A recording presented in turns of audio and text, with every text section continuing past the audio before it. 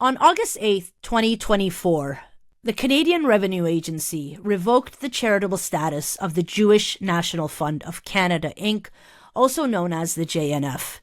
This is the organization that was incorporated in Canada in 1961 and received charitable status in 1967, the same year that Israel began its protracted military occupation of the West Bank. And the Jewish National Fund is not the only pro-Israel organization working in Canada that has had their charitable status revoked. The Neiman Foundation, Gates of Mercy, Beth Olof Charitable Organization, and Kasdai Levi Yitzhak all had their charity status revoked by the Canadian Revenue Agency. Miles Howe has been tracking all of this. He is an adjunct professor in the Department of Sociology, Critical Criminology at Brock University. His current work focuses on Canadian Zionist philanthropy. Miles Howe joins me on the line. Thanks so much for being here. Yeah, my pleasure. So I want to start with the Jewish National Fund. Why did the CRA revoke their charitable status? Yeah, so it's an interesting question because you're dealing with a charitable organization that had this really long-standing history within the Canadian Zionist community. Like you say, given charitable status in '67, really one of the main sort of indoctrination engines across the Zionist community in terms of getting young children into understanding their interpretations of tzedakah as being, inextricably linked to the project of Judaization of Israel. For those who don't know, what is tzedakah? It's a sacred duty to provide community support and undertake wealth redistribution. In order to be a good human being, essentially, and it also doesn't make any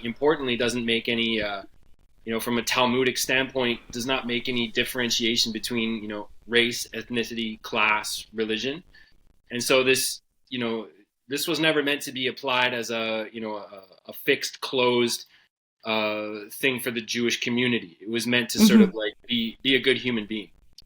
Okay. It's a requirement under your Judaic spirituality. Okay.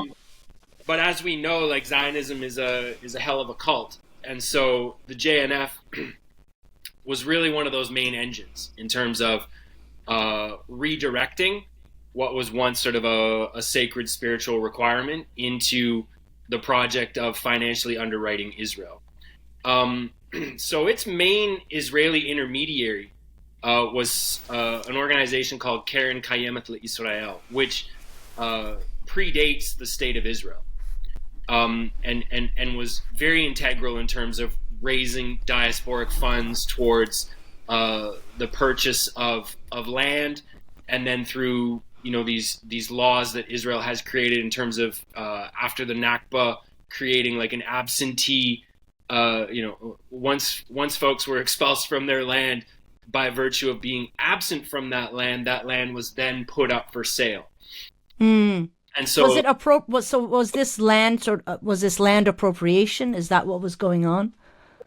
Well, it's appropriation under any international legal framework. It's a legal appropriation because these people are refugees, but within Israeli law, which exists sort of as a one angle of it exists simply as a legal framework in order to justify ethnic cleansing, genocide, what have you, Palestinian erasure.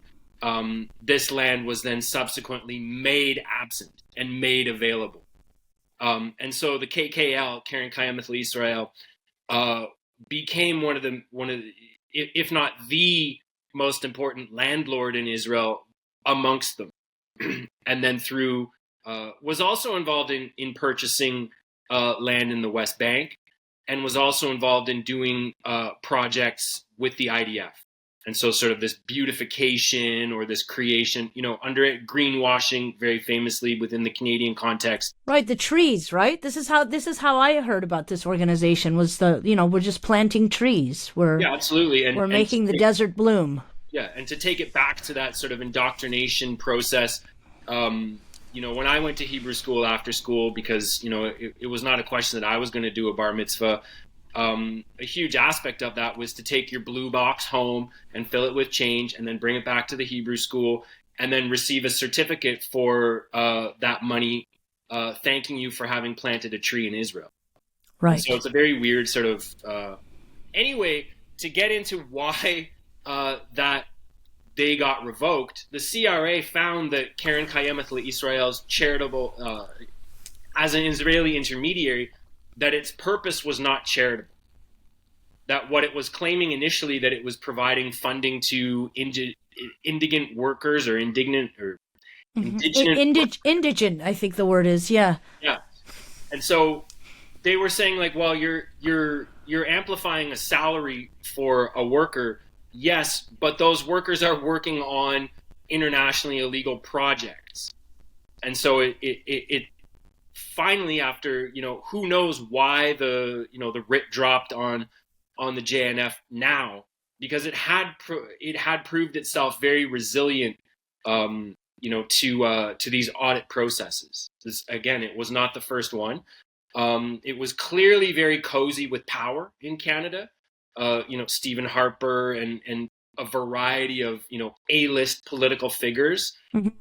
Also spanning like both main political parties, conservative and liberal, would sort of be in attendance at these, Negev dinners that the JNF would host, where, millions of dollars in funds are being raised. So why now? It becomes a conjectural game in terms of, like, is it the ICJ advisory ruling saying, like, this is patently illegal, the occupation. We know that Israel's occupation of post 67 territories at the very least has been, one of the most settled internationally illegal issues in history. Mm-hmm. And so the ICJ is not like some groundbreaking opinion like, wow, it's illegal. It's merely adding a confirmation from the highest court in the world, like, yes, confirmed what we've known and what has been said for years, right? And so why now? It's not clear. But the brass tacks of the report is saying that, there's a number of more mundane infractions of the Income Tax Act, shoddy bookkeeping, lack of direction and control over the Israeli intermediary themselves, but also this important kernel for future work that the purpose of the Israeli intermediary was not considered charitable. Right. Yeah.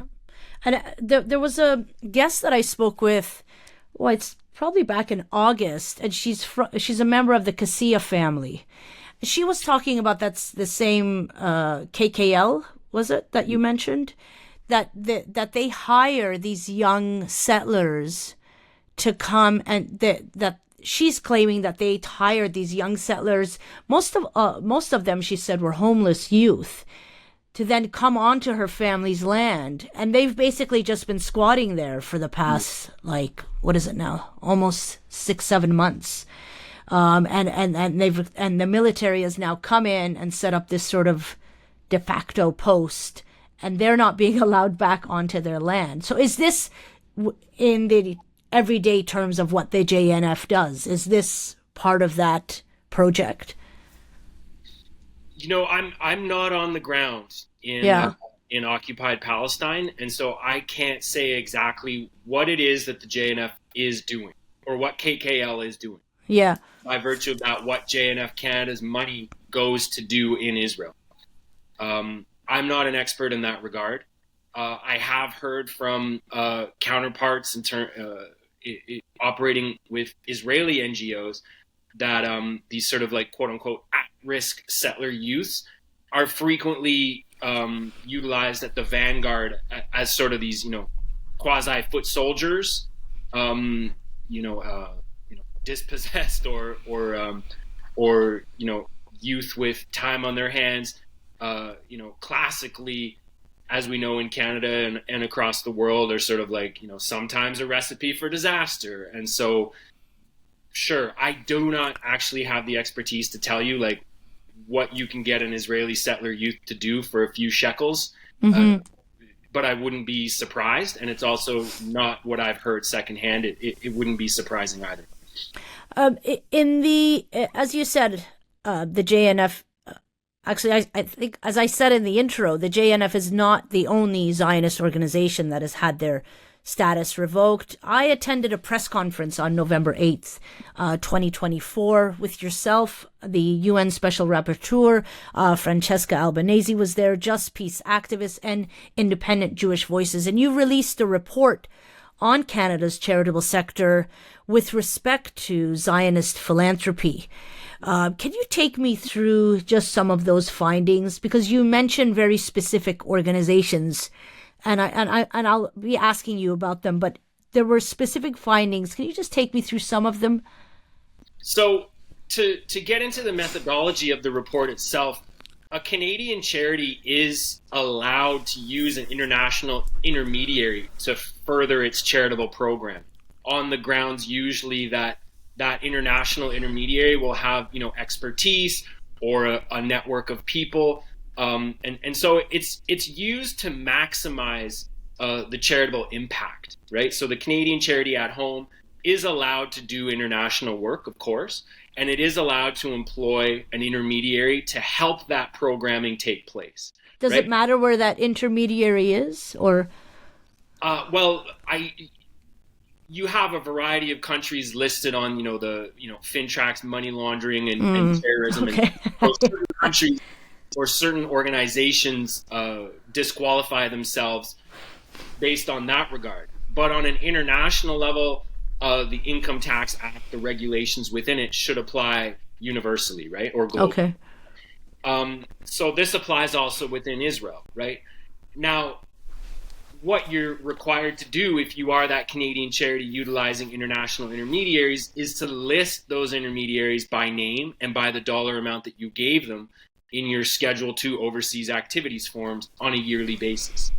From there, theoretically, you should be able to, if you're researching this and and you can obtain a list of every Canadian charity that has done or that has claimed to have employed an Israeli intermediary within a specific, linear time frame. From there, you should be able to cross-reference the purpose, self-claimed otherwise, or the physical place that those Israeli intermediaries inhabit, right? And from there, you can find whether they are in fact listed physically within the illegal settlements, or whether they're providing, some kind of non-charitable purpose, i.e., are they providing financial or material support to the Israeli military? Are they providing Are they actually involved in Palestinian dispossession, right? Are they involved in ethnic cleansing themselves? Are they blocking aid trucks that are trying to get into, besieged Gaza? And in some situations, the answer is yes to all of those, right? And those things are not only internationally illegal, but they're also illegal under Canadian law, under a variety of frameworks, right? We can get into why they're illegal if you want. Mm-hmm. But what I'm saying is, from a methodological standpoint, you can get at all that data, right? And so how did you get at all of this? So just take me through your methodology. Well, we just found fail-safe wording to do access to information requests to the CRA, right? This is data that the charities themselves are required to disclose on a yearly basis. And so if you're simply doing an access to information request, which creates an investigation within a department and yields you a number, an investigation number via which you then have certain rights under the ATIP Act itself, you can get unredacted data over like decades worth of time frames. And so that's how we got at that data. Through a bit of trial and error, we figured out how to just craft the wording that the CRA couldn't say no or couldn't redact the data to. And then we just went to town on grabbing as much data as we could from charities that were either announcing themselves as openly, messianic Zionist in nature. And like, what is it you actually do? You know what I mean? And so you can get that type of information from the CRA. A lot of that from a limited standpoint is actually even available on their website, right? If you're looking at, if you want like, because they have to disclose. Yeah, and those tax returns themselves are publicly available. You just have to it's not rocket science. It's just a matter of like figuring out where to look and figuring out if you want more of that data than is publicly available, i.e. 5 years on the CRA's website. If you want 20 years, just ask for it. I think because the report makes a lot of connections. You know, there was one particular organization, the Mizrachi organization of Canada. This is one of the ones that you have recommended that the CRA look into. Who are they? What do they do? Well, it's a frontline charitable organization, right? And so again, it's if you're looking at it, they are one that has a website. They've set their shingle out within the Canadian charitable landscape as like the home of the religious Zionist movement in Canada. They do a lot of different stuff, but they also host a lot of different Israeli charities on their website. So it makes it very easy for you as a Canadian donor to then go like, I want to give to that Israeli charity, and Mizrachi Canada will provide you with a tax receipt and just ostensibly send that money to Israel. So on behalf of that charity, Correct. They do that. They also operate in that capacity with an Israeli charitable clearinghouse known as jgive.com, which is registered to a corporation, an Israeli company called the Asur Fund. And that website hosts thousands of Israeli charities and has a variety of international conduits for, diasporic Zionist communities in Canada, Great Britain, and the United States. In that capacity, Mizrachi Canada issues tax receipts on behalf of JGive, which then moves the money to Israeli charities. And so it facilitates and incentivizes Canadian Zionists to give to Israeli charities. But is that allowed? I mean, can you have this? It's not allowed per se because it's a conduit. It defines itself as a conduit.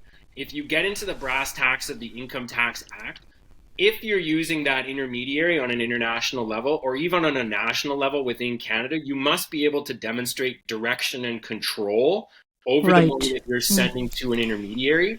And you must also be able to demonstrate that the programming that the intermediary is doing themselves would not have happened if you didn't send that money. So you can't just be funneling money into pre-existing programming, and you can't just be fundraising for international intermediaries over which you have no direction and control. And so no, that type of relationship is not legal per se and should have been nipped in the bud. What's also problematic, though, if you really want to dig into Mizrachi Organization of Canada for a second, is that when I'm talking about, the need and the requirement to divulge the name and dollar amount of the international intermediaries that you're using, Israeli or otherwise, that's a reporting requirement that's required by the CRA, as I've mentioned. Between 2007 and 2021, Mizrachi Organization of Canada claimed to have moved over $46 million into Israel. If you go online, I mean, I've got the access to information request, with the investigation number, and so it's a legitimate document. They don't list any Israeli intermediary for over $45 million of that 46. Wow. And so the money itself could just go anywhere, right? It's only in 2022 that they begin to list their intermediaries at all on any level. And then there's hundreds, right? Mm-hmm. But in 2022 and 2023, you can then go through those intermediaries and be like, oh man, there's a lot of these that are actually physically located in the settlements. There's millions of dollars going to Israeli organizations that simply move that money to the IDF. Right? And so these things are internationally illegal as war crimes. A foreign military is also not a charitable, it's not a valid charitable recipient, et cetera, et cetera. And so you're in contravention of a number of both international and national legal frameworks. And yet it just continues to operate. So, I mean, you've given this information to the CRA. Yeah, absolutely. Yeah. What's been the response? Do they respond to you or No. no? No. Okay. I mean, what Okay. I say is, like, we've done everything, right? Like, we got Nikki Ashton to raise this in Parliament. We created a parliamentary petition with, which received over 12,000 signatures. And it's not like that easy. It's not like it's not a, sex or fiery issue. It's like charitable tax crime. Like, people, but like Yeah. enough people are interested in this that they're like, that's not right. Like, it's not that hard to understand. Yeah. We got a day of action at CRA. I published a academic article on it in June. June 11th, actually. That was We yeah. released the report with Francesca Albanese. We've requested meetings from the minister on down. No, there's no interest in this. No. Do you think that it has to do with the amount of money? I mean, how much money are we talking?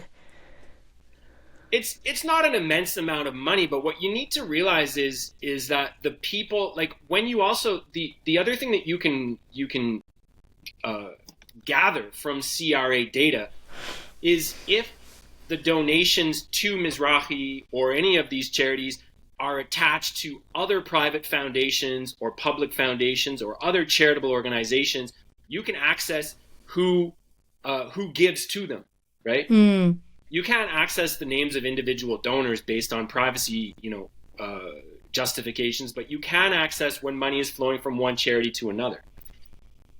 And a lot of these private foundations are attached to really, really rich people. And I can tell you that the Mizrachi organization is not the only thing that they give to, right? You can figure out, and it's not difficult to see what other causes, what other charities, what hospital wings, what arts prizes, what research chairs in Canadian universities and colleges, etc., etc. What softball game, what, like, you know what I mean, like, yeah. And so that's like critical philanthropy, in a nutshell, right? Is that we, within sort of this withdrawal of the welfare state to provide for the bare necessities, we come to rely on charities to do this type of work. And frequently what we then do is ask really rich people to give to those charities. And so it's like this sort of like twice stolen wealth where, like, the ultra rich are then giving to charities, which then provide, food banks, etc., or all those sort of like other, perks of civil society that I just mentioned. And then we simply have to accept that, they're also interested in exterminating Palestinians. Yeah, let's get to that sort of erasure that you're speaking about in your report that you mentioned. Actually, the academic article that you wrote on June 11th, I believe it was, because one of the other organizations that you named in that report is the Hess Foundation, and just for listeners and viewers, maybe you've seen people protesting in front of Indigo Books. This is the bookstore and sort of gift-giving, I don't know what you would call that place. It's moved way beyond being a bookstore. Owned by Heather Reisman and Gerald Schwartz, her partner. And Hessig, if you could just take me through sort of Hessig's activities, because I even have one of their, I picked up this from a protest that I was covering in front of one of their bookstores, but on this it says, in 2005, Heather Reisman and Gerald Schwartz established the Hessig Foundation for lone soldiers, $185 million over the years, funding these lone soldiers. Can you take me through what is Hessig? So Hessig, as you've said, is a private foundation attached to Reisman and Schwartz, and it's largely, if not exclusively, financed by the Reisman and Schwartz Foundation itself. And so it begins to become this movement of money. And so and they own multiple properties in Israel under multiple corporate names. And so it's not entirely clear what exactly they're doing. But a lot of this money, as you've mentioned, is going to the really problematic part that people are sinking their teeth into, and rightly so, is that a lot of this money is going towards the incentivization of participation and enrollment in the Israeli military, which in itself is on a daily basis racking up guilt in any number of the most heinous war crimes on earth. And so the notion of like, we'll offer you a scholarship if you do well in the Israeli military upon completion of service. Let us help you, with perks and an education. And who am I to begrudge anybody a post-secondary education? I've certainly, I don't know if I've benefited from it myself, but I've certainly partaken in it.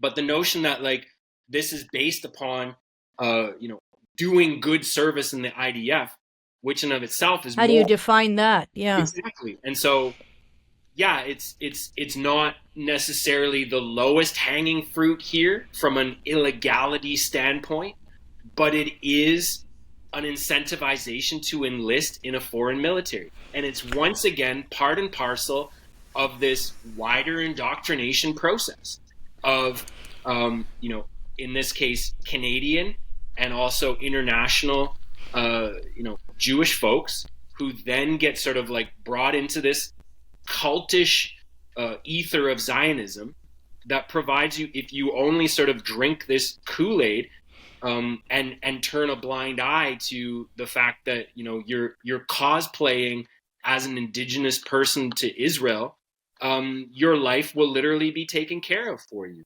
in a variety of ways, right? And one of these is the manner in which Hess contributes to this is through this, incentivization via a post-secondary education bought and paid for you. So they say they fund lone soldiers. I just want to read something. This is off of their website. This is their own website on their About page. It's a translation from Hebrew. Hesek was established out of a sense of obligation and gratitude to the thousands of lone soldiers who served in the IDF, most of them young people who left what was dearest to them, parents, family, and friends, and immigrated to Israel alone and enlisted. Now, I could be wrong, but to me that sounds like you're funding mercenaries. People from all over the world coming to a country and enlisting to uphold occupation, apartheid.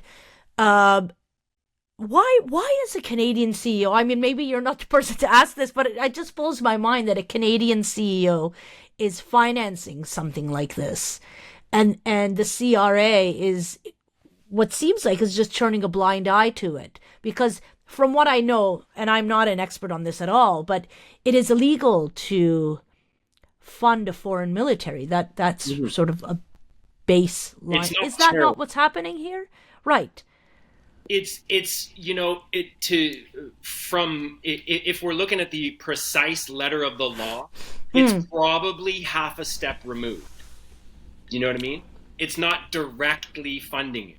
And so what it's doing is, once you're done in the military, okay, then you can have the cookie, right? It's not giving you the biscuit while you're actively serving, which would be more of a slam dunk. But it's just saying, do a good job in, messianic Zionism, or whatever the hell we're going to call like this Judeo-fascist Greater Israel project at this point.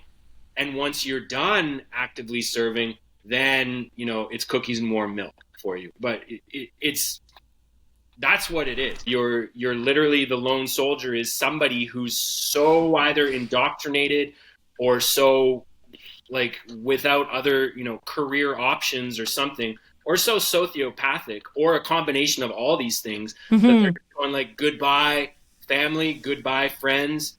I'm going to Israel to start a new life. And not necessarily so, right? A lot of these, Ashkenazi Jewish folks maintain multiple passports.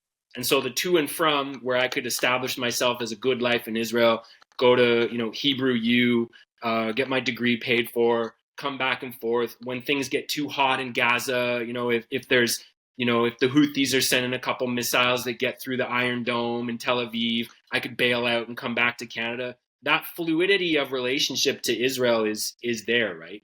But why are Heather Reisman and Gerald Schwartz doing this? I don't really know. Like, are they literally driven by like this cultish, relationship to Israel itself, where they're willing to just sort of like turn a blind eye to the entire, the inception and 70, 80 years of this project and the hell it's caused so many people? I'm not sure. I have, if it helps at all, I have family members who are certainly not billionaires who feel the same way, and so Zionism runs deep. Is there a financial incentive to do this on their behalf? Again, it's unclear, but not impossible, and potentially probable. Like I said, they have multiple properties within Israel, and so.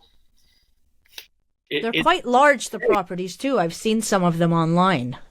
Yeah, you don't have to dig too far to find some of these sites. And the other thing I was looking at in the report, this was a question that just kept popping up in my mind, was what are the requirements to obtain charitable status here in Canada? Because there are some outfits that have popped up even post October 7th that have now received charitable status already. Mm-hmm. One of them being Shomrim Toronto, which is this sort of, I don't know what you would call them, sort of vigilante safety mm-hmm. patrol or whatever. But they received charitable status recently. Yeah, so there's deep cracks within the charitable sector in Canada. And it's definitely fluid and evolving in terms of who is even providing oversight and what oversight and enforcement actually looks like and how it's applied. Yeah. In 2021, a couple reports came out, and very well studied reports where Muslim identified charities were claiming undue enforcement and investigation over their charitable activities. At that point, within the national, year against Islamophobia, the Minister of Revenue asked the Ombudsman of Taxpayer Fairness, I believe it's called, at least a quasi-governmental, like arm's length position, to go and investigate the CRA, the Research Analysis Division, which does the auditing. Asked them to go and investigate what is the methodology behind how you select, who to audit, who to investigate. Mm-hmm. And the CRA balked and said, we're not going to give you this information, citing security concerns, saying that if we were to give this to you, then criminals would be able to know the rules of the game and adjust their behavior accordingly. There's other indications, though, that the inherent risk that we're looking at when we look at risks to the finance sector, specifically from money laundering and terror financing, are Muslim identified exclusive, right? And so and again, these are documents that are produced in-house by the CRA and bodies that are adjacent to the CRA. The notion that we're well behind private sector and global standards on how to look at risk within the charitable sector, mm-hmm. and that the reality may well be that it is well, it's well over emphasized on Muslim identified charitable services and organizations. The question then is, what are we missing, right? Yeah. If there's a limited amount of resources to be doing these types of investigations and enforcement, which there are, and it appears that these limited resources are being applied well overboard to Muslim identified charities, then what have we missed, right? And what are we simply allowing to slip by? Is it as simple as that, when we're talking about or is it a Zionist conspiracy? I don't really know. You know what I mean? But that is one plausible explanation for all this.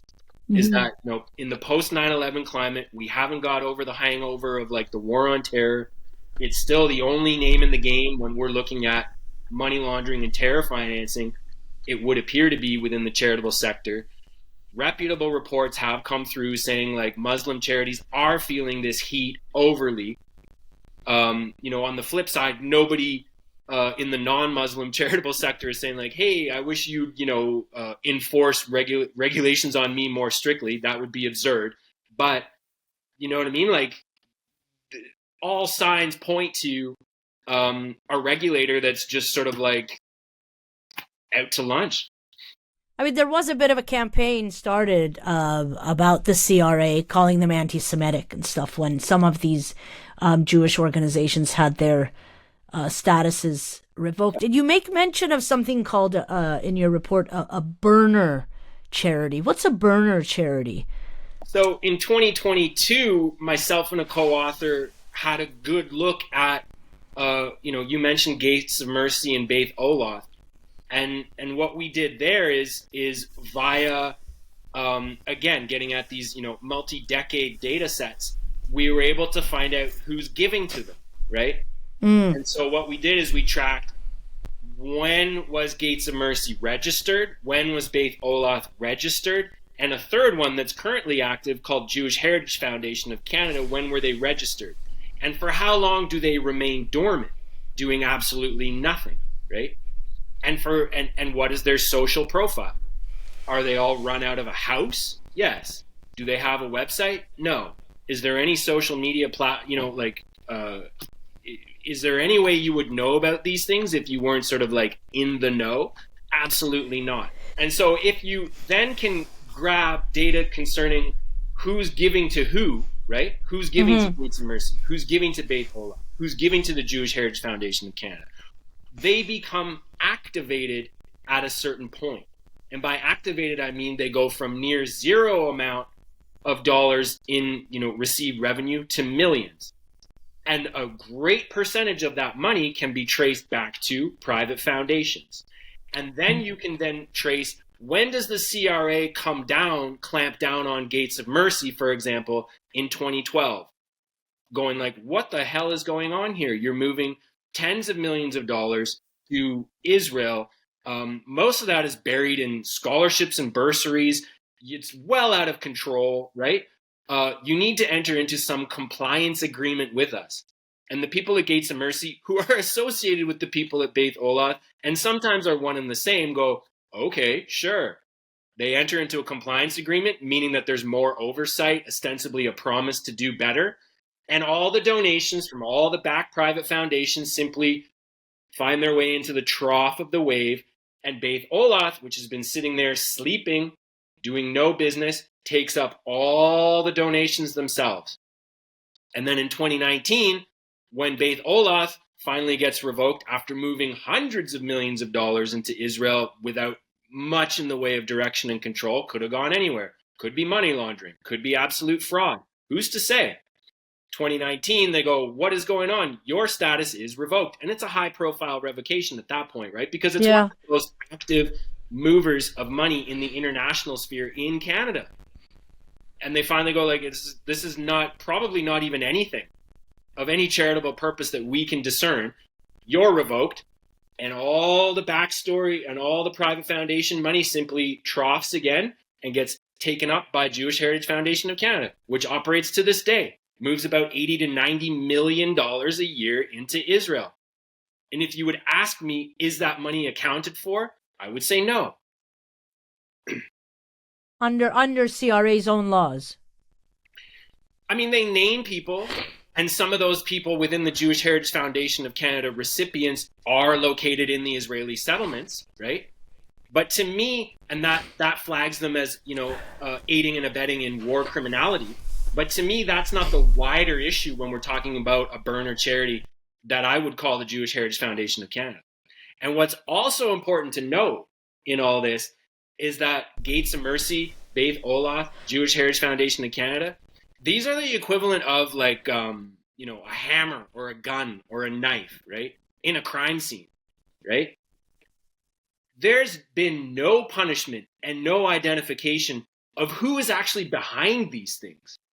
Do you really think that if like I'm running a charity out of my basement called Gates of Mercy, and then me and my buddies start a new one called Beth Olath, and then my wife starts one called Jewish Heritage Foundation of Canada, right?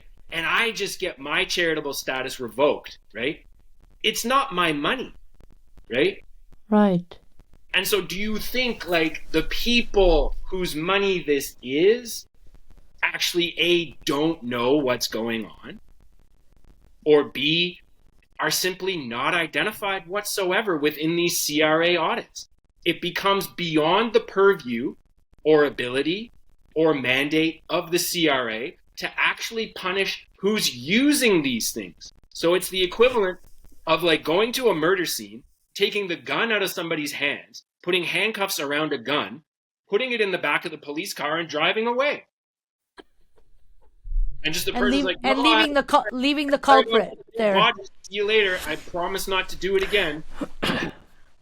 Just not under this name. Maybe another one. It's bizarre. When you put all of this together, yeah, is how are Canadian taxpayers really being implicated in really war crimes against humanity, occupation, apartheid? What's the responsibility there? Well, I mean, the reality is that, you know, on the dollar, the donations that, and this has been at the center of a lot of these you know, other that you were talking about, like Chaste Levi Yitzchak. There's others like Kupas HaChesed Meoroth. These are ones that existed ostensibly just as money laundering schemes as well, right? And the problem is that for every dollar, as you know, you give charity because you care, you give a donation to charity, but you also get a tax receipt at the end of the day, right? Right. And that tax receipt is worth money. You know what I mean? And that money is created because it's an incentivization for you to give, right? And so if I give $1, it's not as though I gave 50 cents, right? But if I give $1, I get 50 cents back, right? Yeah. And so the implication is that the state itself is subsidizing this type of financial complicity. And so it then becomes in a realm of like, is this a state crime, right? And then from that sense, is this all our money? Is the state's money our money? Yeah, it is, because we're paying taxes into it, and then somebody on the circuitous end is simply getting a tax break, i.e. the creation of wealth via a tax credit to finance Israeli war crimes.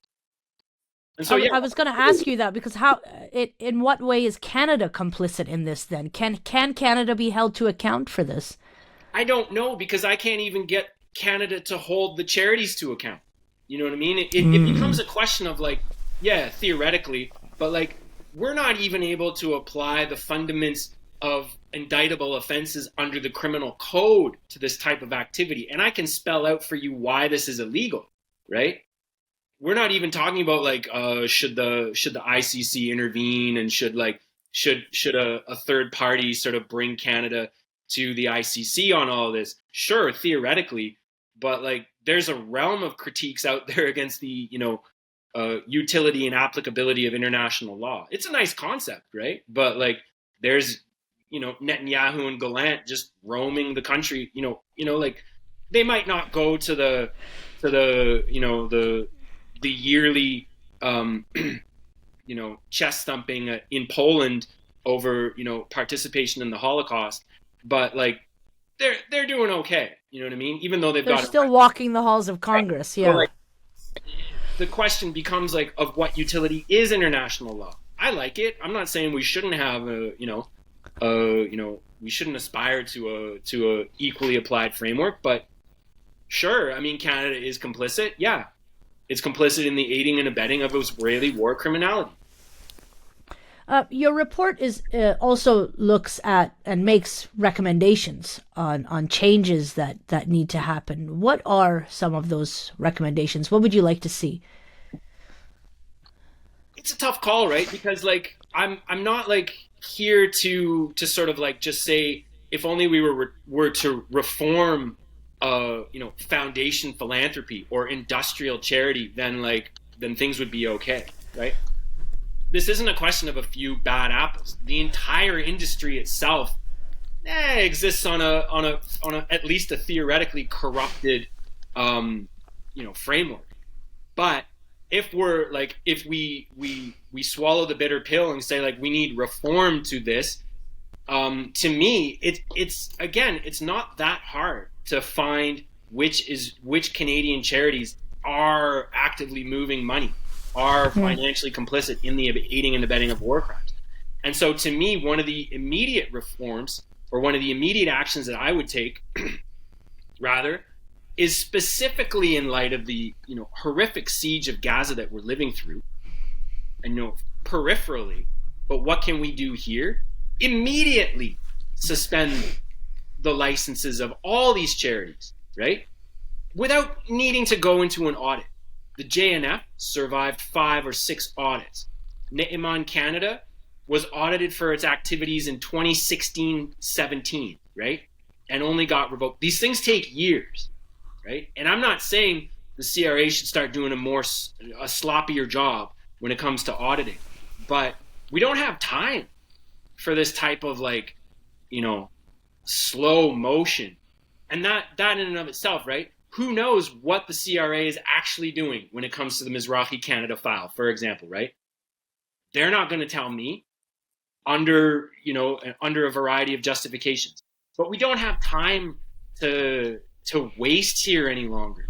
So if I can find the names of Israeli intermediaries, I'm not really getting I'm not sitting in an office with an accounting degree here, and so if I can do it, immediately suspend these, right?